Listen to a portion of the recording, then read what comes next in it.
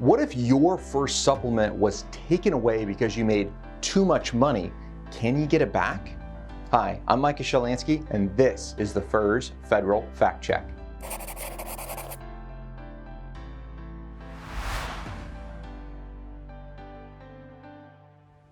Today we have a question from Kevin about his FERS supplement. And let's listen to the question, then let's dive into how it works and pull out some planning points that you can apply to your retirement. Micah, you do a great job explaining our benefits. I recently went over the max earnings on my supplement, and when I filled out the form in early June, it was expected I was approximately $2,500 over.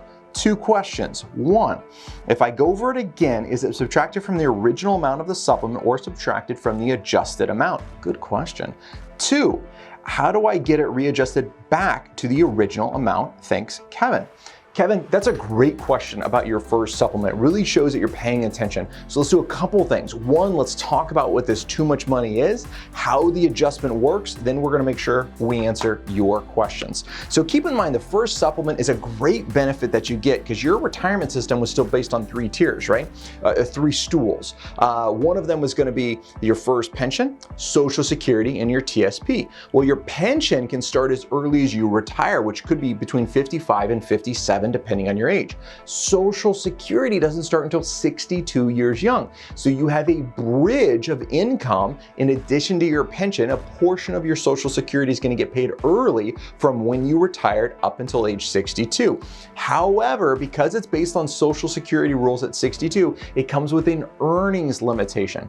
That earnings limitation says if you make too much money, they're going to start reducing your FERS supplement. So what is too much money? Well, as of now, the excess earnings is about $18,260 for 2020. Goes up a little bit every year. It's the same as the Social Security earnings limitation. So it's just how you look at it. Let's just say that excess earnings, because to make my math easy, was $18,000, right? We'll just go with a nice round number. So that's our excess earnings that's going to be there.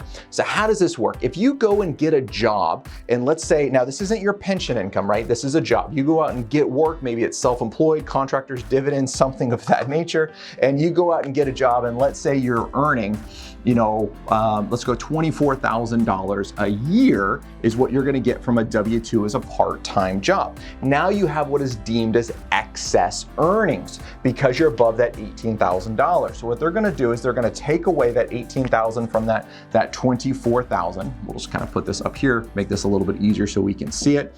$18,000 from the $24,000. So you have in numbers here, $6,000 of excess earnings that you have that are going to get reduced by your FERS supplement. So the rule is for every $2 you make above the $18,000, you're going to take $1 of your FERS supplement away. So that means we divide this by 2, and that equals $3,000 of reduction from your FERS supplement. So let's say the FERS supplement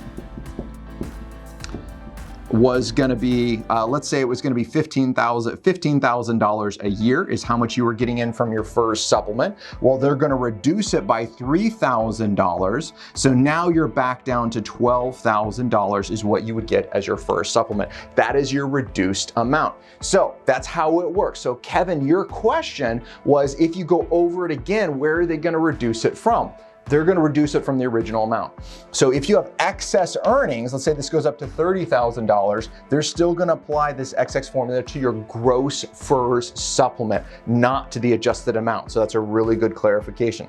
The second question is, how do you get adjusted back up? What happens if all of a sudden you stop working? Now you have no excess income.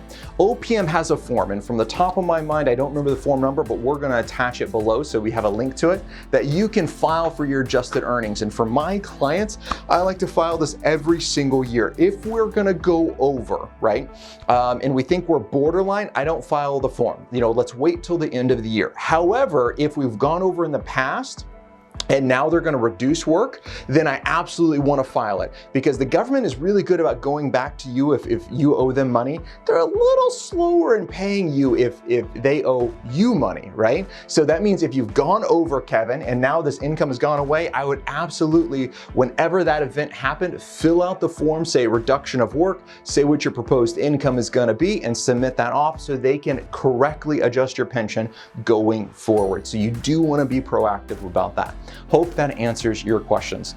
Now, as we work through things like this, and this is one of the things I love about this FERS Federal Fact Check program, is that it allows people to ask questions, for you to ask questions, and we can give so many answers out there. But sometimes you have a question that's particular to your situation, or you need an answer a bit faster. That's why we have initial consultations. If you have a question you'd like our personal help with, click the link below. Join us in an initial consultation. Our job is to provide what we call massive value to you during that hour. We want to spend it with you. We want to understand what issues you have. We want to give you some guidance, some recommendations that you can go and implement to make sure you're improving your situation. So if that sounds like it's interesting, click that link below and go ahead and get scheduled to talk to us. And until next time, happy planning.